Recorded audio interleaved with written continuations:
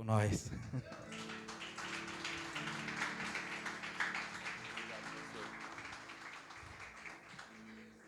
Glória a Deus. Paz do Senhor, meus irmãos. Aleluia.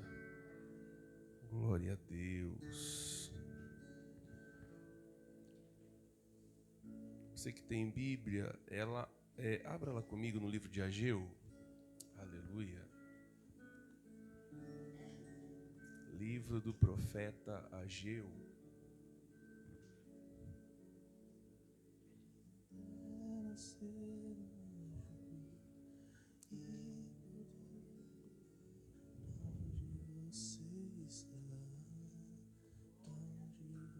Capítulo de número 1.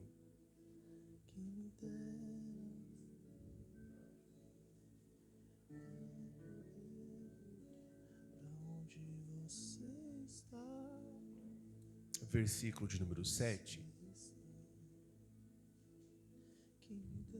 Ageu, capítulo 1, versículo de número 7. A minha versão é NAA, ela diz assim: assim diz o Senhor dos Exércitos, considerem o que tem acontecido com vocês. Vão até o monte, tragam madeira e reconstruam o templo. Dele me agradarei e serei glorificado, diz o Senhor. Aleluia. Agora leia comigo o versículo, capítulo de número 2, versículo de número 3. Quem de vocês que tenha sobrevivido contemplou esse templo na sua primeira glória? E como vocês o veem agora? Por acaso não é como nada aos olhos de vocês? Por acaso não é como nada aos olhos de vocês? 4. Mas agora o Senhor diz: seja forte, Zorobabel. Seja forte, Josué, filho de Zosadaque, o sumo sacerdote. E vocês, todo o povo da terra, sejam fortes, diz o Senhor, e trabalhem, porque eu estou com vocês, diz o Senhor dos Exércitos. Amém? Glória a Deus. Pode se assentar. Aleluia. Glória a Deus. Gente, é muito bom estar aqui de novo com vocês. É sempre bom estar aqui com vocês. Povo muito querido. O Senhor tem falado esse texto ao meu coração nesses dias. A hora que a gente foi sair da cidade, estão mexendo na estrada e a gente ficou parado uns 20 minutos lá esperando.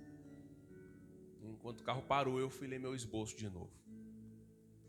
E aí eu li ele, Deus falou comigo, e na hora que eu estava vindo para cá, eu comecei a chorar. A Júlia falou para mim assim: você está chorando, pai? Eu falei: não, não estou, tá assim que eu estou vendo.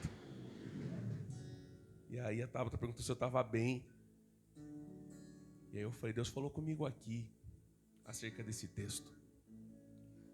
Então eu vou pregar para você e muito possivelmente eu estou pregando muito para mim nessa noite. Aleluia. Glória a Deus. Até queria ir para outro texto, irmão, mas não dá. Esse que você leu comigo é de um profeta que você conhece, um texto aqui que é tema de muita campanha. Que a glória da segunda casa será maior do que da primeira. Só que para a gente chegar nessa glória tem um caminho. Aleluia. O texto de Ageu, quando você lê a história desse profeta, a vida desse profeta, o seu nome no hebraico significa festa. O nome do profeta é um nome festivo, um nome de festa. Então é por meio da festa que a palavra veio ao povo. Eu quero que você entenda que Ageu é um profeta pós-cativeiro babilônico. E o cenário que esse profeta agora vai profetizar não é um dos mais favoráveis. Na verdade, o cenário pós-cativeiro é um cenário de caos. É um cenário de dor. É um cenário de ruína. Mas é nesse cenário que Deus vem, por intermédio da festa, falar com o povo e fazer alguma coisa. Eu quero que você entenda que não importa o quão difícil esteja ou em quão ruína esteja hoje. Eu trago uma palavra do céu para o seu coração. Que no meio do caos e no meio da ruína, Deus nunca parou de falar. No meio da adversidade, no meio da dificuldade, Deus nunca vai parar de falar. Você pode estar chorando, pode estar difícil, e você está pensando assim: Guilherme, você não sabe o quanto eu chorei. Alguns aqui sabem como foi minha última semana. Tem hora que é só Jesus. Falei com o pastor Diogo esse dia, ele falou: macho, eu falei: macho, ore, que tá brabo a coisa para cá. Meu irmão, tem hora que no meio da nossa dor você está pensando: Deus não está falando. Na verdade, Deus nunca cessa de falar. Ele está falando no meio da nossa dor. Guilherme, se ele ficar em silêncio, ele continua falando no silêncio, no meio da nossa dor.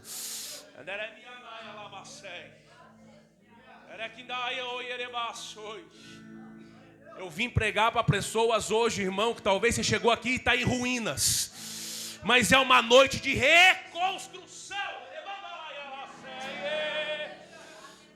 Eu quero começar dizendo nessa introdução: é uma noite que Deus vai reconstruir ministérios aqui que está em ruína.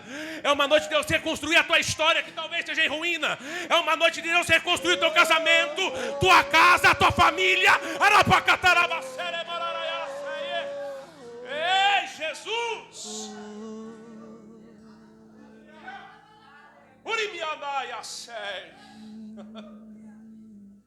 Ah, Santo Espírito de Deus. É nesse cenário caótico que Deus vai levantar alguém para falar. O cenário pós-babilônico é difícil de se entender, porque quem está se levantando é um profeta chamado Ageu, que a Bíblia não dá a sua descendência. A Bíblia não fala quem são seus pais, a Bíblia não fala de onde ele veio. A Bíblia não fala nem como ele aparece e como ele desaparece. Só sei de uma coisa, pastor Diogo: era no meio do caos e Deus levantou ele e ele apareceu. Sabe o que eu quero dizer para você? Que aqui o texto é muito claro em nos ensinar algo. O profeta, ele nunca vai ser identificado pela sua origem. Ele é identificado pela mensagem que ele carrega.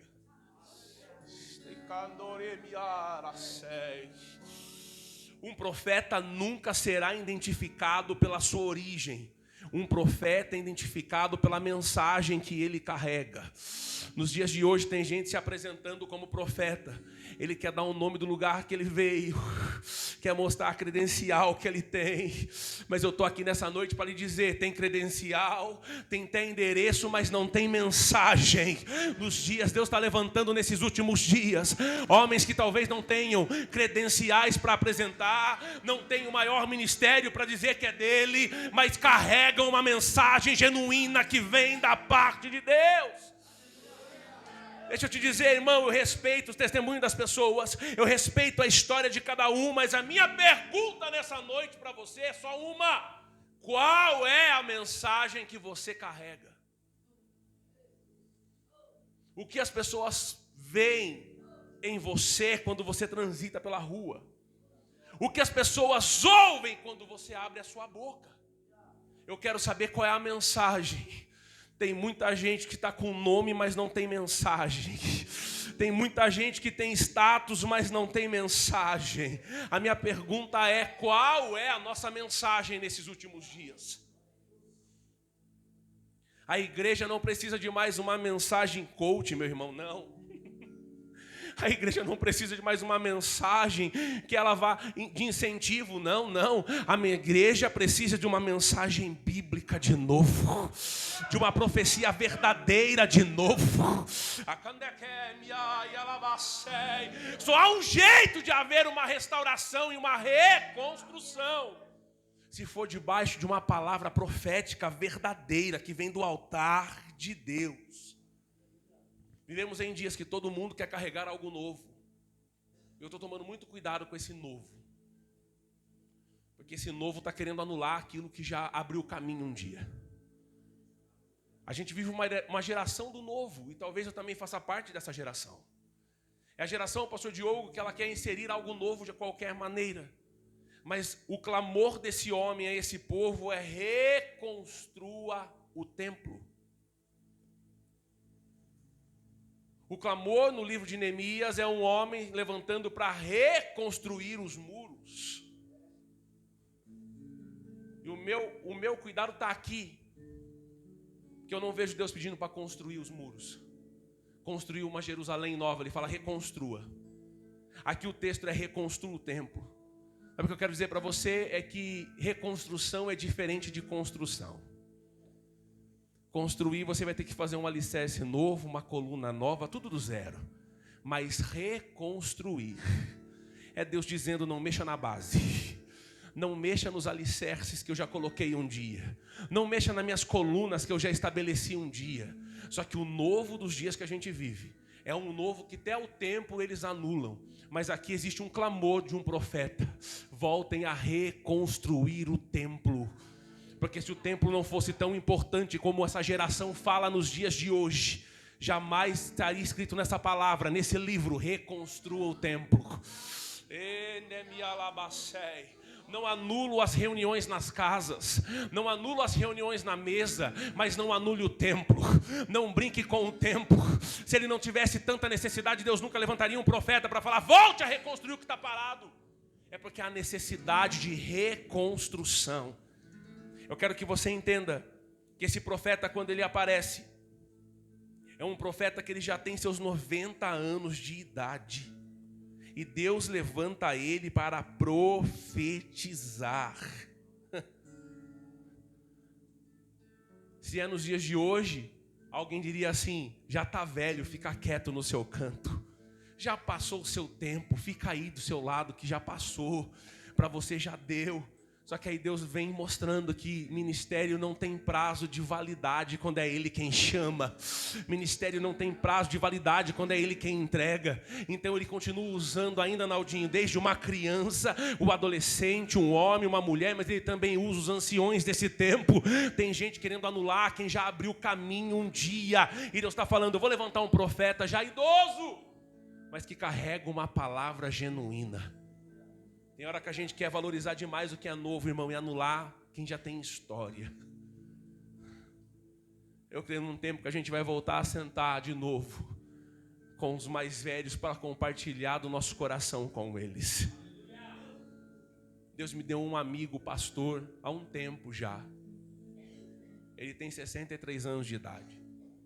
Fui pregar na igreja dele esses dias lá em Osasco, pastor Diogo. Ele é um senhorzinho. Errei a idade dele, estava. Quanto? 73? Eu acho que ele tem 73 anos, então a Tabata está falando. E a Tabata, acho que ela acertou, acho que é isso. 73 mesmo, é isso mesmo, 73 anos. Pensa, ele é um senhorzinho. Ele vai na barbearia cortar cabelo, o pastor Diogo, ele senta comigo e ele começa a falar das coisas do céu, da Bíblia. E tem dia que ele fala assim, a última vez que ele foi agora, ele sentou. Ele falou assim: Guilherme, Jesus está voltando. Eu falei: é mesmo, né, pastor? E aí ele começou a compartilhar um texto, uma passagem bíblica comigo acerca de João e de Jesus. E aí eu vi que ele deu uma paralisada na frase que ele estava falando. E ele deu uma rajada de língua estranha e já começou a chorar sentado na cadeira. E aí eu não consigo mais cortar, irmão. Desligo minha máquina e fico chorando junto com ele. Falei: que é isso, pastor? Ele falou: é minha alegria. Falei: alegria no quê? Que Jesus está voltando. O dia ele se levantou. Ele é um homem muito viajado por esse mundo afora. Foi em várias nações, várias vezes para Israel. Ele levantou, Gabi, ele ficou do meu lado falando de Jesus. Ele me abraçava e ele começou a chorar de novo. Outro dia eu falei: pastor, para que eu preciso atender. E assim eu só fico chorando. Sabe o que eu sinto falta dessas conversas sobre Jesus na mesa de novo?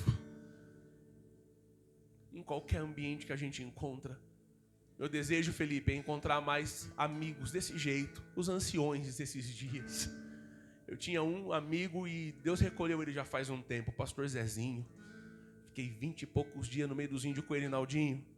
Um senhor, todas as vezes que ele falava de Jesus, ele movia meu coração, porque eu falei: que é isso? Que amor é esse? Tem um outro pastor chamado pastor Ismael, da Assembleia de Deus do Belém, de Pilar do Sul, e quando ele fala de Jesus, ele chora todas as vezes. E um dia eu falei: será que um dia eu vou ser assim, Jesus? Quando eu falar do teu nome, a gente vai ter uma alegria que a gente não precisa de uma profecia. A gente não precisa de um movimento, a gente só precisa ouvir da palavra e a gente vai se comover e se alegrar com esse Cristo. É um profeta com 90 anos de idade, Deus está levantando ele. E ainda que alguém quisesse anular, ele continuava profetizando o que Deus mandava. Sabe o que acontece, Naldinho? Não importa quanto tempo a gente vai ter de vida nessa terra ainda, mas a gente não pode se calar diante das coisas que estão vindo. Não, a gente não vai se silenciar ao esse novo que alguém quer levantar. Não, a gente está aqui para reconstruir o que Deus já estabeleceu um dia.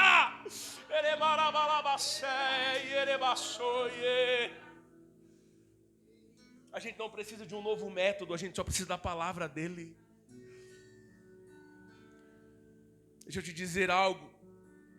O ministério desse profeta é um ministério que dura pouco tempo. São 4 meses e 4 profecias. Só que em 4 meses e 4 profecias foi suficiente para colocar esse homem na história. A tal ponto que tem um livro com o nome dele. Não é o tanto de mensagem que a gente prega. Não é o tanto de palavras que a gente fala. Não é o tanto de profecia que a gente libera. Essa palavra realmente vem do céu. Só foram 4 meses, Biel. Somente 4 profecias.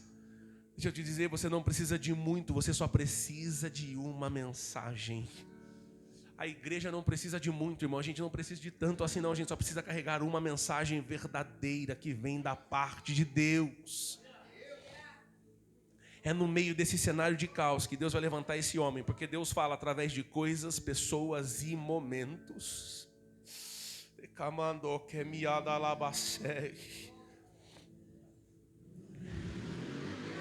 Ele vem depois do exílio no capítulo 1 e ele fala assim, no 2º ano do reinado de Dário, no 6º mês, no 1º dia do mês, por meio do profeta Ageu, da festa. A palavra do Senhor veio a Zorobabel, filho de Salatiel, governador de Judá, e a Josué, filho de Josadaque, o sumo sacerdote, dizendo: 2, fala assim: assim diz Iavé Sabaote, o Senhor dos exércitos. Deus está dizendo assim: está esse caos que está, porque eu deixei, mas eu nunca entrei numa batalha para perder. Eu ainda sou Iavé Sabaote na tua história. Não tem peleja, não tem guerra, não tem ruína que seja maior do que eu na tua história. Por 14 vezes aparece Iavé Sabaote nesse livro. É Deus reafirmando: eu sou general de guerra, eu sou Senhor dos exércitos e eu não perco batalha. Sabe o que Deus está dizendo aqui? O que Isaías viu um dia.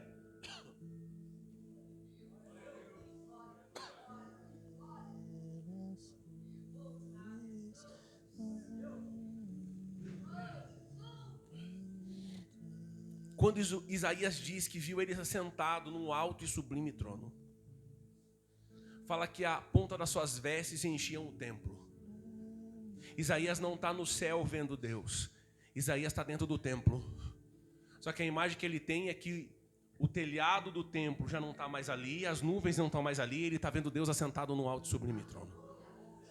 O que ele fala é que a barra, a orla da sua veste, ela desce dos céus e enche o templo que está na terra.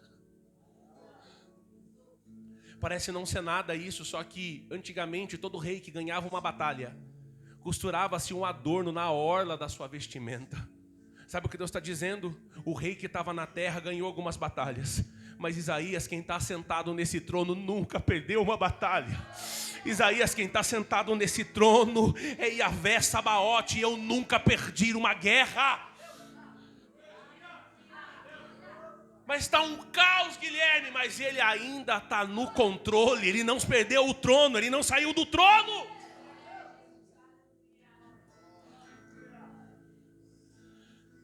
Talvez está borbulhando dentro da gente algumas coisas, e ele está dizendo: eu ainda estou no controle. Ah, Guilherme, mas é fácil, você não sabe o que eu tenho passado. Isso aqui eu não falei nenhuma igreja que eu passei, Felipe. Vou falar para vocês, porque o professor Diogo sabe que eu já falei com ele, e para vocês eu abro meu coração. Nos últimos dias aconteceu uma reviravolta lá na minha barbearia, pediram o ponto e eu vou ter que sair de lá. Eu tenho até dia 3 do mês que vem para sair. Dezembro, você sabe como é a barbearia. Para onde eu vou? Achei um ponto, eu vou para ele. Só que até eu trazer paz no meu coração,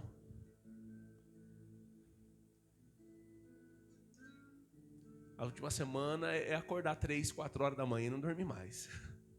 Até ter paz no coração, pastor Diogo, é estar sentado na mesa comendo e começar a chorar. E a Júlia olhar e falar assim: mãe, fala pro pai que vai ficar tudo bem. Sabe como é minha ansiedade? Minha ansiedade, eu tremo uma perna e puxo minha barba. Ultimamente é crise que eu nunca tive, eu choro. Falta ar. Falei: Jesus, esse negócio não é meu, não. É o que eu estou dizendo para você, que no meio disso tudo que eu estou pregando para você, eu estou vindo de uma semana intensa. E hoje a Tabata olhou para mim e falou: e agora? Falei: hoje eu estou bem. Porque até agora, antes de vir para cá, eu não tinha decidido para onde eu ia ainda. O pastor Diogo já tinha me dado uma direção. Falou: macho, descansa, é nesse lugar aí que tu vai. E é lá mesmo que eu vou. Só que eu estava meio perturbado, irmão. Então eu quero dizer para você que no meio disso tudo aí, eu li esse texto na hora que eu estava vindo para cá. Eu falei: Deus, eu estou entendendo. O Senhor não se apartou do trono. Não, o Senhor ainda continua me vendo no meio das minhas lágrimas. Eu estou pregando para alguém aqui, que você está numa semana difícil, num mês que está arrochado a coisa. E você está pensando: para mim não dá. Eu vim aqui para lhe dizer, Ele ainda é Yahvé Sabaote. Canta que me dá lá e a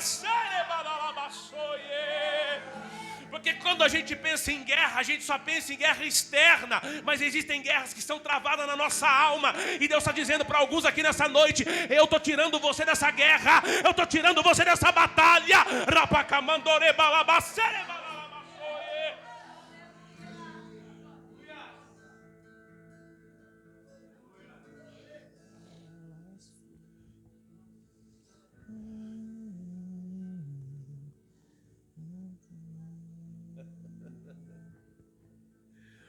Quando Deus vem com essa palavra, volte para reconstruir. É Deus dizendo assim: vocês esqueceram do que era prioridade na vida de vocês. Chega de desculpa. Vocês esqueceram que a prioridade na vida de vocês. Então chega de desculpa. Voltem a reconstruir. E aí chega no texto que a gente leu no capítulo 1. Vão até o monte, tragam madeira e reconstruam. Vá até o monte, pegue a madeira e volte a reconstruir o templo. Dele me alegrarei, me agradarei e serei glorificado, diz o Senhor dos exércitos. Eu quero que você entenda que Deus está dando uma ordem para o povo: reconstrua vocês. Guilherme, Deus não podia reconstruir? Deus poderia sim, muito bem. Mas tem coisa que Deus quer que a gente reconstrua. E a gente quer tirar a nossa responsabilidade e colocar em Deus. Jesus. A gente quer pegar aquilo que é para ser nossa responsabilidade e falar: Deus, coloca na sua mão, reconstrói, é para mim. Não, Deus está dando uma ordem para o povo. E não é fácil. Pegue madeira, sobe no monte e reconstrua. Porque é necessário coisas que compete a mim e a você reconstruir, que a gente faça alguma coisa. Deixa eu dizer para você: pare de jogar na costa de Deus aquilo que é nossa responsabilidade, aquilo que é minha, aquilo que é sua. O comando de Deus é esse: vão buscar a madeira e voltem a reconstruir, porque precisa ser prioridade de novo. O texto vai continuar dizendo, e Deus vai repetir por inúmeras vezes, dizendo: eu sou com vocês, diz o Senhor. Isso aqui estremece, meu irmão, isso aqui mexe comigo. Porque isso aqui, eu estou com vocês, diz o Senhor, é Deus dizendo assim: não importa o local, não importa a mudança, eu sou com vocês. Não importa o quanto dou a transição, eu sou com vocês. A hora que eu li isso aqui no carro, Naldinho, Deus falou comigo. Falou: você estava temeroso porque você vai mudar de local. Você esqueceu que não é o local, sou eu na tua história. Não é sobre a localidade onde você está inserido, é sobre o Deus que você serve, é sobre o Deus que te chamou, é sobre o Deus que opera na tua história. E você está pensando: e agora? Como que eu vou fazer? Para que onde eu vou correr? Como que vai ser? Eu vim dizer para você que Deus está dizendo para alguns corações aqui nessa noite: eu estou com vocês. Eu estou com vocês. Eu estou com vocês, diz o Senhor. Aleluia. Ah, Jesus. Parece que o céu está de bronze e Ele está dizendo: eu sou com vocês. Posso dizer, está 16 anos parado essa obra. E eles não se empenham em terminar. Começou um dia, mas não terminou. Sabe o que eu quero dizer para você? Deus já te chamou para concluir tanta coisa e você não concluiu. Você começou, mas não terminou. Começou o curso e parou no meio. Começou uma faculdade e parou no meio. Quem está falando é alguém que era especialista em parar também. Comecei tanta coisa e não concluí na minha vida. Quando a gente começou o seminário, eu olhava para a Tabata e falei: a gente vai parar? Que foi nesse meio do seminário, aconteceu tanta coisa, né? A Tabata engravidou, a Júlia nasceu. A Tabata falou: não, a gente vai terminar. Eu acho que foi uma das poucas coisas que eu concluí na minha vida. Porque eu tinha o costume de abandonar tudo pelo meio. Aqui tem um povo há 16 anos parado com uma obra que era de Deus. Mas vamos deixar do jeito que está? Vamos deixar assim que está bom, ninguém mexe, ninguém faz nada. Deixa desse jeito que está ótimo. Existe uma chamada de Deus para o seu coração nessa noite. Volte a concluir. Volte para aquilo que você parou um dia. Volte para aquele propósito que você começou e abandonou ele um dia no meio do caminho. Volte com alegria a fazer aquilo que você já fez. Sabe por quê? Porque aqui Deus está chamando o povo, reafirmando que é com eles e chamando eles de volta para terminar uma obra que começou um dia. Guilherme, por que está todo esse caos acontecendo no meio desse texto? Todo esse caos está acontecendo porque esse povo começou a amar mais o templo do que o Deus do templo. Era um templo cheio de ouro, era um templo cheio de grandeza. E aí o povo se apegou à localidade e falou assim: não, Deus só é com a gente se for aqui. Deus só é com a gente se tiver essa estrutura. Aí Deus falou: então eu tiro o templo de vocês, para que vocês voltem a entender que existe um Deus que vai além do templo. Um Deus que está acima desse templo. Mas Guilherme, você acabou de falar que o templo é importante, agora você está falando que Deus é acima do templo. Ele é. Eu estou falando que aqui o povo tirou Deus de lado e fez o templo mais precioso do que Deus. Fez a estrutura mais importante do que Deus. E eu não sei você, mas agora eu vou falar de mim, do que eu estou vivendo. Eu olhei para a Tabata no carro na hora de vir e falei assim: talvez. Eu pensei, aonde está a barbearia hoje é a melhor localidade que tem na cidade. É na melhor avenida que tem. Eu falei: é isso que me faz ganhar o que eu ganho. É isso que me mantém do jeito que eu mantenho minha casa. Mas quando estava vindo para cá e na hora que eu parei lá para ler esse texto, Deus falou comigo. E foi nessa hora que Deus falou: se for preciso, eu vou mexer na tua estrutura, para lembrar que nunca foi sobre a estrutura, nunca foi sobre a localidade.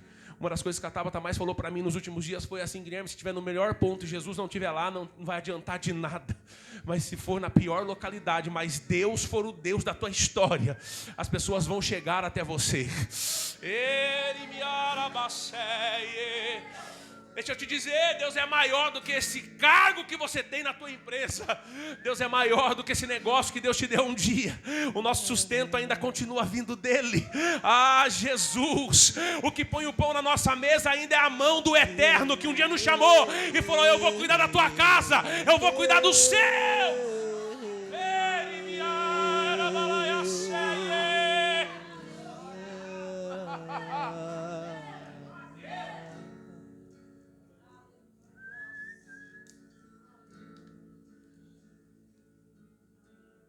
Ou que Deus permite que o templo seja saqueado, que os utensílios sejam levados à Babilônia, sejam profanados. É Deus dizendo assim: o ambiente que você depositou a sua confiança, eu estou permitindo que seja destruído e saqueado. Porque você se garantia na estrutura, mas nunca no Deus da estrutura.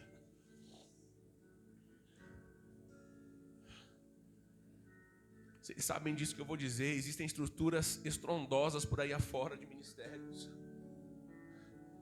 que muitas das vezes só ficou a estrutura. Colocaram Deus de lado. Mas a Gil está dando um grito a esse povo: volte a reconstruir. E o grito que eu tenho para a igreja nessa noite é o mesmo: volte a reconstruir. Volte a reconstruir algo da eternidade dentro de você. Volte a reconstruir algo que realmente queimava seu coração por Jesus um dia. Tem hora, irmão, que eu falo sempre, sei que o pastor Diogo e outros pastores, a igreja vive no automático. Hoje eu nem sei se é mais automático que a gente fala. Porque antes era no automático, a pessoa vinha por causa da escala. Hoje nem na escala não estão vindo mais. As pessoas não estão nem aí para mais nada. Gente, Deus está chamando a gente para uma reconstrução. Ele está falando, volte para aquilo que era prioridade na tua história. Só que aqui tem um negócio que está acontecendo. O primeiro tempo tem ouro. Aí Deus está falando assim: agora sobe pegar madeira para reconstruir. Calma aí, gente. Quem viveu a glória do primeiro podia pensar: cadê o ouro desse templo, Deus? Não tem ouro, porque só madeira.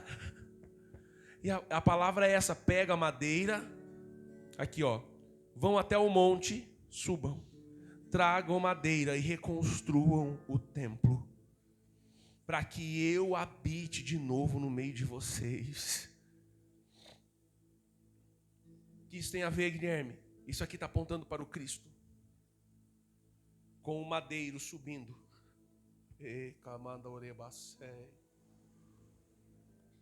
Porque depois que sobe com madeira e conclui a obra, é hora de fazer morada do Espírito Santo.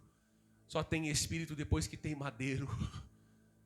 É o que está nos chamando para concluir uma obra, gente, para a gente subir.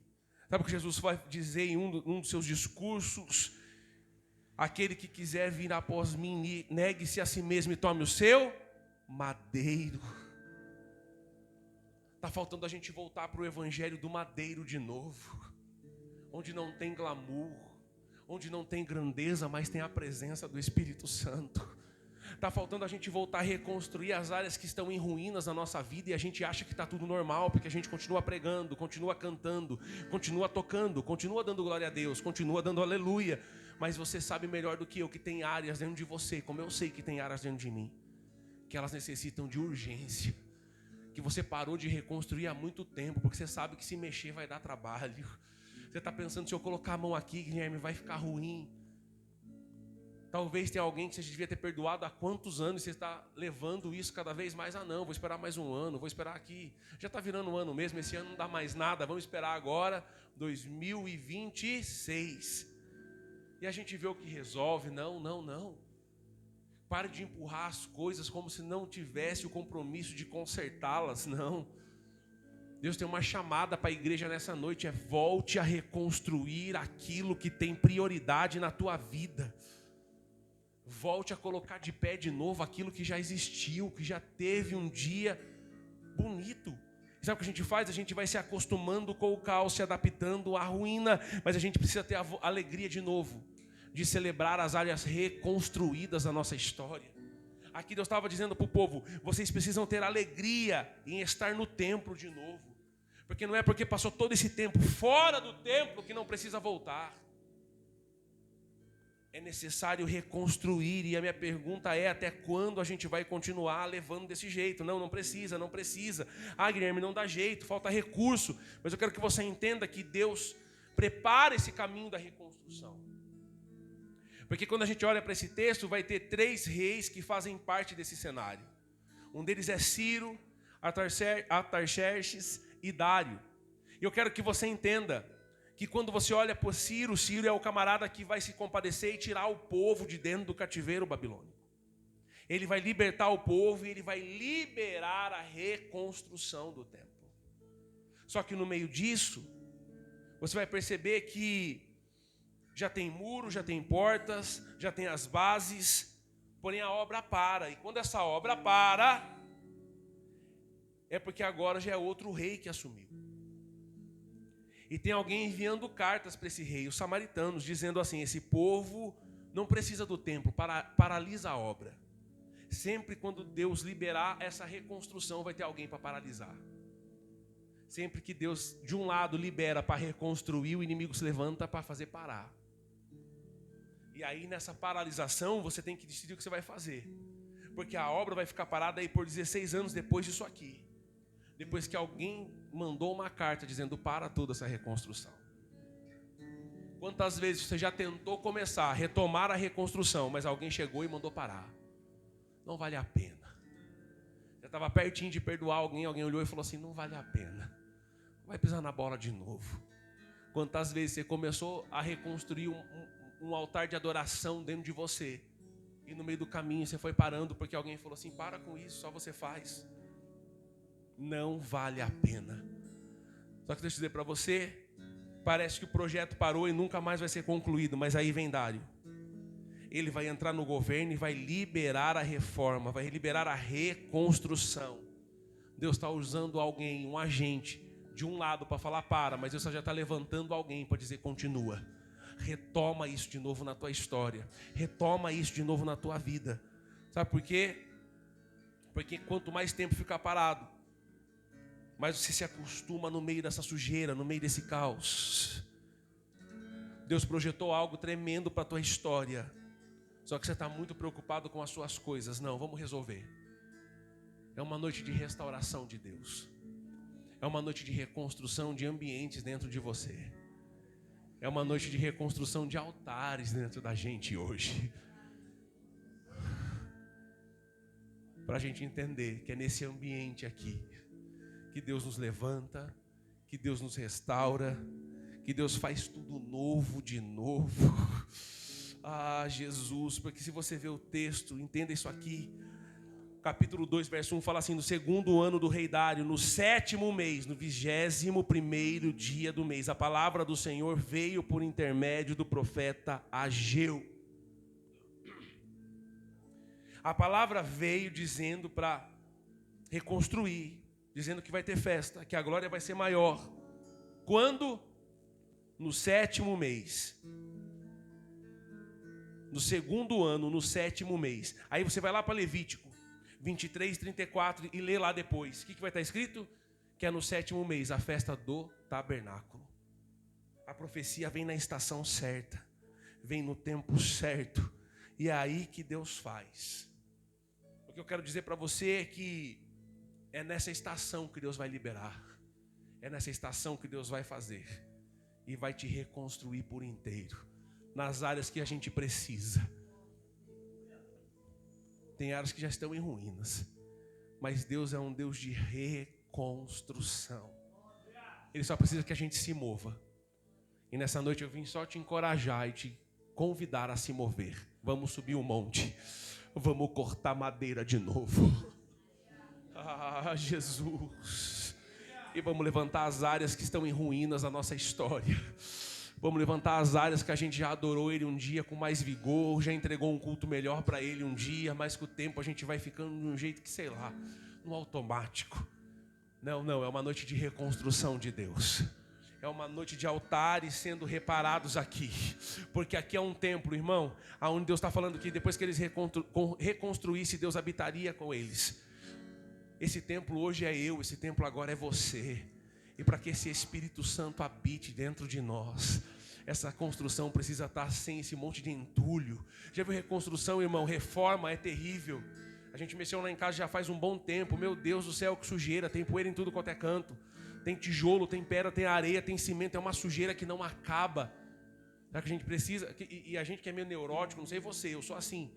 O pedreiro vai embora, você quer organizar as coisas dele. Porque você fala, tem que ficar limpo aqui, não pode ficar sujo desse jeito. Só que a gente se acostuma com o caos. E talvez esse caos que está roubando nossa alegria, está roubando nossa adoração. Esse caos está roubando nossa entrega. Caminho para concluir, tem um camarada passou na barbearia, ele é muito meu amigo, é meu vizinho, ele passou lá e falou assim, como que você está? Eu falei, estou bem, vai ficar bem, está estranho, vai ficar bem. Você vai pregar bastante esse mês? Eu falei, mais ou menos. Eu falei, como vai ser? Eu falei, não sei. Vai ser, a gente vai. Mesmo não estando bem, falei, se eu te contar um segredo, que a maioria das vezes a gente não está bem. Porque não é sobre nós, é sobre Ele. Não é sobre o que a gente consegue, é sobre o que Ele faz. Hoje eu estou muito bem, estou bem de verdade. Veio uma paz no meu coração que você não tem ideia.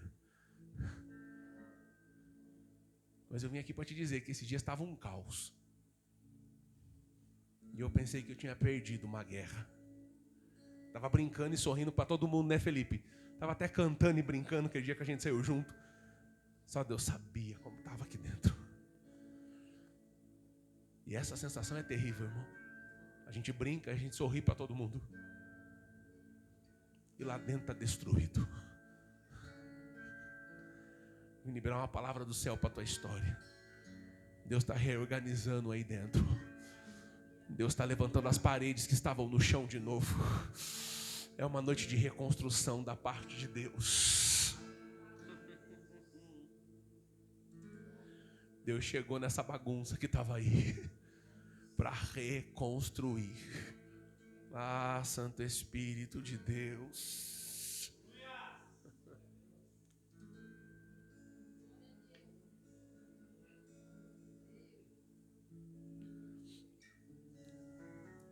Para concluir, sabe o que a gente esquece? Que o Deus é o Deus do agora. Que um dia Moisés falou assim, eu vou lá, o que eu falo? Fala que o eu sou te enviou. Não, Naldinho, não é o eu fui. Não é o eu serei. É o eu sou, é agora. Porque tem hora que a gente consegue crer no Deus que começou uma obra na nossa história. A gente consegue crer que um dia estaremos assentados com Ele numa mesa. Mas a gente não consegue entender que Ele é o Deus do agora. Eu vim liberar uma palavra para o teu coração. O Deus do agora vai restaurar a tua história no hoje. O Deus do agora, Ele não precisa de 30 dias para mudar a tua história. O Deus do agora, Ele não precisa até o último dia do mês de dezembro, não. O Deus do agora, Ele é o dono do tempo. O Deus do agora, Ele é o dono da eternidade. E o Deus do agora, numa fração de milésimo de segundo, Ele pode mudar a nossa realidade. Eu sou o que sou. Vamos lá, Andrew, vamos lá. Eu sou o que sou. Eu sou o que sou. Eu sou É Ele. o que sou. Eu sou o que sou.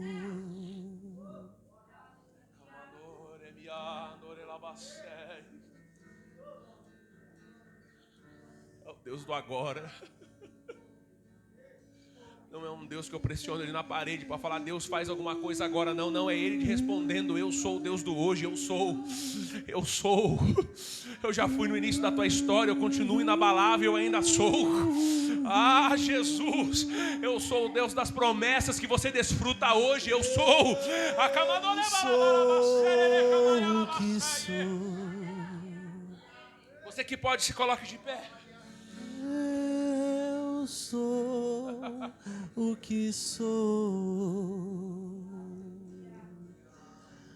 O Deus, Sim, Jesus, que cura a sua dor. Ei.